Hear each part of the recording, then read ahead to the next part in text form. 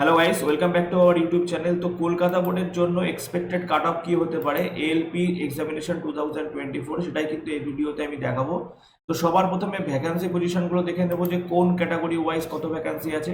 তো কলকাতা বোর্ডে যদি দেখো, ইস্টার্ন রেলওয়ে এবং সাউথ ইস্টার্ন রেলওয়ে দুটো মিলে কিন্তু ভ্যাকান্সি রয়েছে।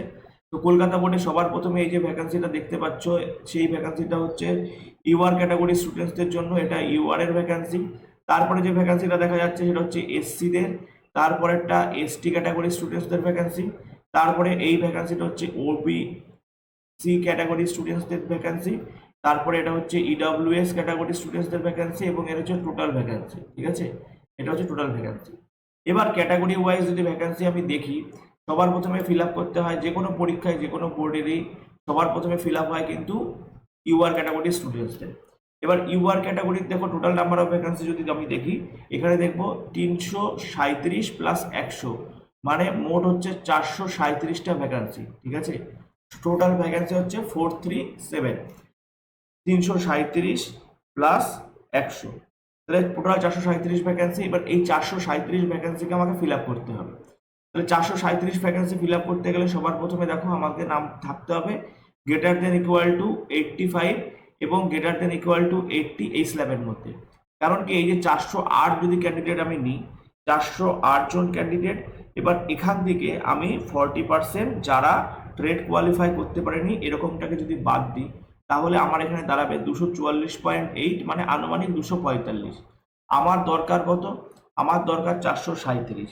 তাহলে 437 থেকে আমি যদি 245কে বাদ দিই, তাহলে দাঁড়াবে 192। অর্থাৎ এই যে 192 জন ক্যান্ডিডেটকে নেওয়ার জন্য আমাকে কিন্তু আসতে হবে গ্রেটার দেন ইকুয়াল টু 80 এই স্ল্যাবে আমাকে আসতে হবে। ঠিক আছে, তাহলে পরে এই যে 1017 মধ্যে থেকে আমাকে 192 জন ক্যান্ডিডেটকে যদি সিলেকশন করতে হয়, তাহলে মোটামুটি 192 ভাগ 1017 করলে পরে দেখো কত দাঁড়াচ্ছে, ইন্টু 100%, মানে 18% স্টুডেন্টসকে কিন্তু আমাকে এখান থেকে সিলেকশন করতে হচ্ছে। 18% স্টুডেন্টসকে আমাকে গ্রেটার দেন ইকুয়াল টু 80 এখান থেকে সিলেকশন করতে হচ্ছে। ঠিক আছে, তাহলে স্বাভাবিকভাবেই কলকাতা বোর্ডে যারা ইউআর ক্যাটাগরির জন্য ফাইট করছো, তাদের ভ্যাকান্সি কিন্তু কত হচ্ছে, তাদের ভ্যাকান্সি কিন্তু 85 ঘেঁষা, অর্থাৎ 83 থেকে 85 এর মধ্যে কিন্তু তোমার স্কোর থাকতে হবে। যদি 83 থেকে 85 এর মধ্যে তোমার স্কোর থাকে, ইউআর ক্যাটাগরি থেকে যারা বিলং করছো, তারা কিন্তু তোমরা সেফ জায়গায় রয়েছো।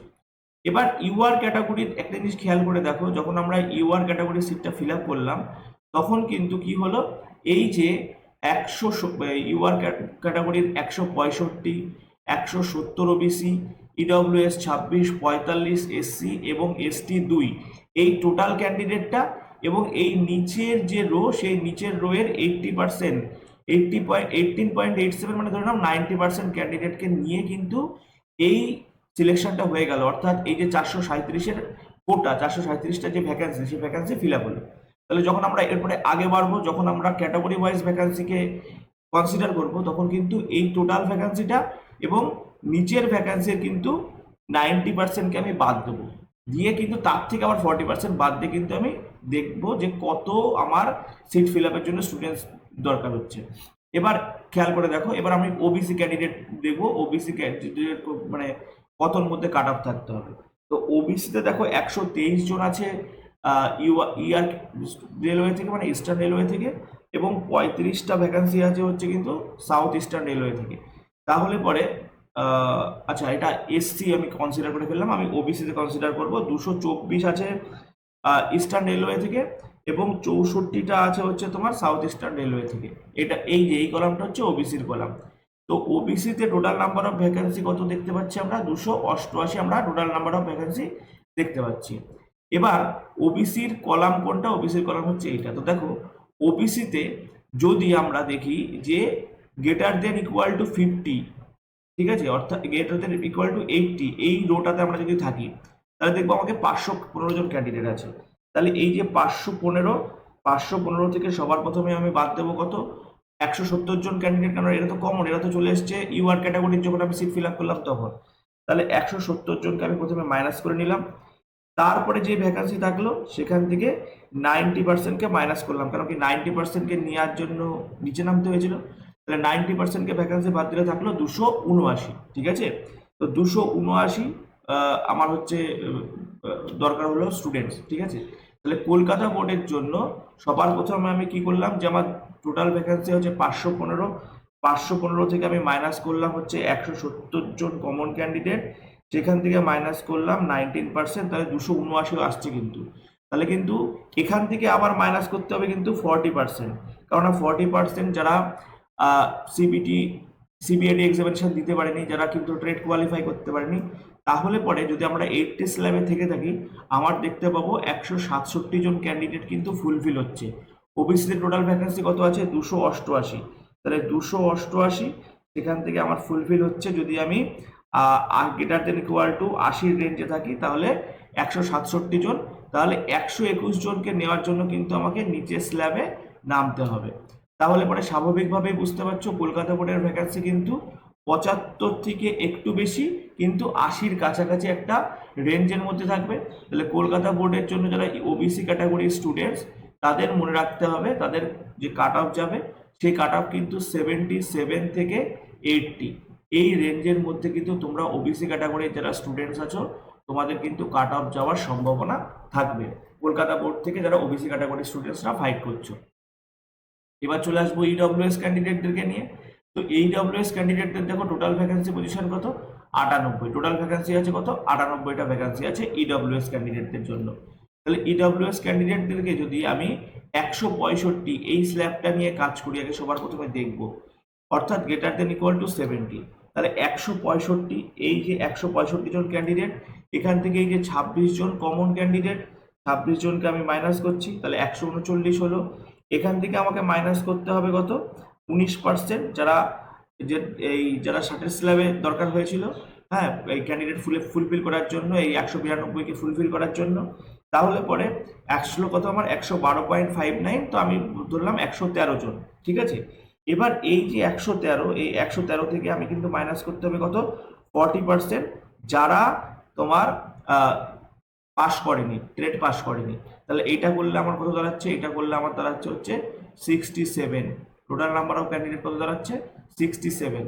আমার ভ্যাকান্সি কত আছে, আমার ভ্যাকান্সি আছে কিন্তু 98, 98 আছে।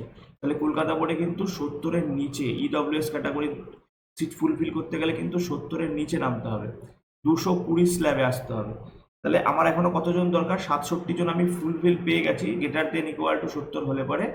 তাহলে পরে আমার দরকার 98, অর্থাৎ 98 মাইনাস 67 যদি করে থাকে, তাহলে আমার 31 জন ক্যান্ডিডেটকে নেওয়ার জন্য কিন্তু আমার কাট অফ ডাউন করে গ্রেটার দেন ইকুয়াল টু 65 স্ল্যাবে আসতে হবে, ঠিক আছে। তাহলে পরে তুমি এখানে আনুমানিক বুঝতে পারছো যে যারা ইডব্লিউএস ক্যান্ডিডেট, যারা কলকাতা বোর্ড থেকে ফাইট করছো, তোমাদের কাট অফ কিন্তু 68 থেকে 70 এই রেঞ্জের মধ্যে হওয়ার সম্ভাবনা আছে, যারা কলকাতা বোর্ড থেকে ফাইট করছো ইডব্লিউএস ক্যাটাগরি স্টুডেন্টস। এইবারে খেয়াল করবো এসসি ক্যান্ডিডেট। তো এসসিদের জন্য যদি টোটাল ভ্যাকান্সি পজিশন দেখি, তো দেখতে পাবো 123 প্লাস 35, মানে টোটাল নাম্বার অফ ভ্যাকেন্সি হচ্ছে 158, ঠিক আছে। 158 জনকে কিভাবে ফুলফিল হচ্ছে আমি তোমাদেরকে দেখাবো। তো দেখো, আমি সবার প্রথমে যে 450-এর রেঞ্জ, একদম বড় রেঞ্জটা নিয়ে কাজ করছি, অর্থাৎ গ্রেটার দেন ইকুয়াল টু 70। তাহলে এই যে 450 জন ক্যান্ডিডেট, এখান থেকে তো সবার প্রথমে আমি 45 জনকে কমন ক্যান্ডিডেট, এবং 45 জন কমন ক্যান্ডিডেট বাদ দেওয়ার পরে সেখান থেকে আরো 90% কমন ক্যান্ডিডেট বাদ দেওয়ার পরে আমার কত দাঁড়াচ্ছে, 328 জন দাঁড়াচ্ছে। এবার এই যে 328 থেকে আমার 40% ক্যান্ডিডেট যারা ট্রেড কোয়ালিফাই করেনি, সেটাকে যদি বাদ দিই, তাহলে পরে আমি দেখতে পারবো যে আমার কত দাঁড়াচ্ছে, আমার দাঁড়াচ্ছে কিন্তু 196.83, মানে 198। আমি যদি এসসি ক্যাটাগরি স্টুডেন্টসদের ভ্যাকান্সি পজিশন দেখি, তাহলে 158। তাহলে আমার এখানে কিন্তু যদি আমি গ্রেটার দেন ইকুয়াল টু 70-তে থেকে থাকি, তাহলে কিন্তু আমার 197 দেখাচ্ছে, তাহলে আমার কিন্তু বেশি হয়ে যাচ্ছে। তাহলে পরে কি করতে হবে, কমানোর জন্য কিন্তু আমাকে আগের স্ল্যাবে আসতে হবে, 260, অর্থাৎ গ্রেটার দেন ইকুয়াল টু 75 এই স্ল্যাবে আসতে হবে। তাহলে পরে আমি কি করব, এখানে 260, এই 260 থেকে মাইনাস করব কত, 260 থেকে মাইনাস করব এই যে 45 জনকে, 45 জনকে মাইনাস করার পরে সেখান থেকে আরো 19%কে আমি মাইনাস করব, তাহলে কত দাঁড়াচ্ছে, 174 দাঁড়াচ্ছে। এবার এই 174 থেকে কিন্তু কি করব, আমি 174 থেকে আমরা মাইনাস করব হচ্ছে 40%। তাহলে 40%কে মাইনাস করলে কত আসছে? 40%কে মাইনাস করলে পরে কিন্তু আসছে 104 জন। ঠিক আছে, তাহলে পরে যারা এসসি ক্যান্ডিডেট তাদের 104 জন ক্যান্ডিডেটকে আমরা পাবো যদি আমরা cut off greater than equal to 75 রাখি। তাহলে গ্রেটার দেন ইকুয়াল টু 75 রাখলে তো অবশ্যই হচ্ছে না, কারণ আমার ভ্যাকেন্সি আছে কত? 158। 158 জনের মধ্যে 104 জন ফিল আপ হচ্ছে, মানে এই 54 জন ক্যান্ডিডেটকে নেওয়ার জন্য কিন্তু আমাকে গ্রেটার দেন ইকুয়াল টু 70 স্ল্যাবে আসতে হবে। তাহলে এখান থেকে সহজেই পরিষ্কার যেটা এসসি ক্যাটাগরির স্টুডেন্টস যারা, তাদের জন্য কলকাতা বোর্ডের যে কাট অফ হতে চলেছে সেটা কিন্তু 73 থেকে 75। ঠিক আছে, 72 থেকে 75 এর মধ্যে, 72 থেকে 75 এর মধ্যে এসসি ক্যাটাগরি স্টুডেন্টসদের কাট অফ হতে চলেছে। এবং এসটি ক্যাটাগরির যদি স্টুডেন্টস দেখি কলকাতা বোর্ডে কাট অফ কত যেতে পারে, তাহলে এসটি ক্যাটাগরির টোটাল নাম্বার অফ ভ্যাকেন্সি যদি দেখি দেখতে পাবো 62 প্লাস 80 মানে 142, যথেষ্ট ভালো ভ্যাকেন্সি। এইবার দেখো এসটি ক্যাটাগরির স্টুডেন্টসদের দেখো কাট অফ কিন্তু অনেক ডাউন হবে। আমি চলে আসলাম এই 236 এই রেঞ্জে চলে আসলাম, মানে গ্রেটার দেন ইকুয়াল টু 60।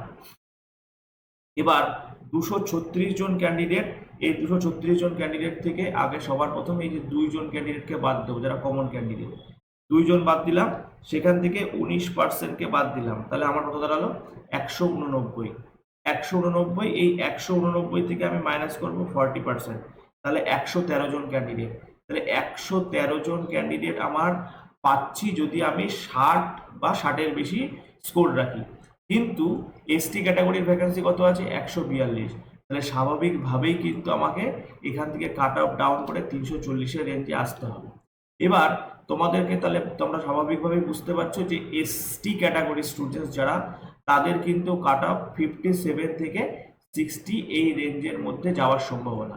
এবার তোমাদেরকে বলি এখানে কিন্তু সবাই রেসপন্স করেনি। এই যে তোমরা দেখতে পাচ্ছ ডেটা, এখানে কিন্তু সমস্ত ক্যান্ডিডেট যারা কলকাতা বোর্ড থেকে অ্যাপিয়ার করেছে সবার ডেটা কিন্তু এখানে নেই।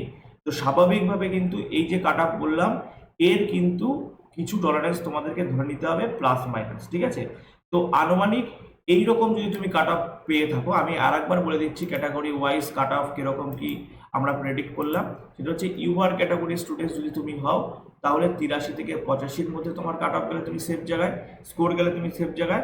ওবিসি ক্যাটাগরি স্টুডেন্টস তুমি যদি হও 77 থেকে 80, এসসি ক্যাটাগরি স্টুডেন্টস হলে পরে 72 থেকে 75। ঠিক আছে, ইডব্লিউএস ক্যাটাগরি স্টুডেন্টস হলে পরে 68 থেকে 70 এবং এসটি ক্যাটাগরি স্টুডেন্টস হলে 57 থেকে 60। এই যদি তোমার স্কোর হয়ে থাকে তাহলে মোটামুটি তুমি আশা করতে পারো যে কলকাতা বোর্ডে তুমি মোটামুটি তুমি সেফ জায়গায় রয়েছো।